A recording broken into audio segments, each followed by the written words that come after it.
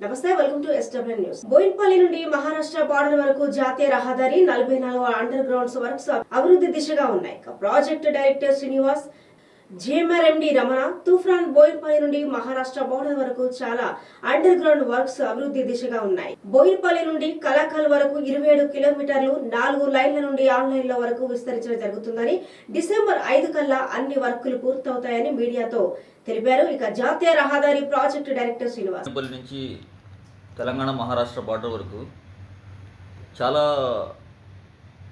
Flyover works, under pass works, service road expansion works, చాలా works అభివృద్ధి దిశలో ఉన్నాయి. అందులో మనం బోయినపల్లి నుంచి కాలకల వరకు 27 కిలోమీటర్లు 4 లేన్ నుంచి 6 లేన్ చేస్తున్నాము.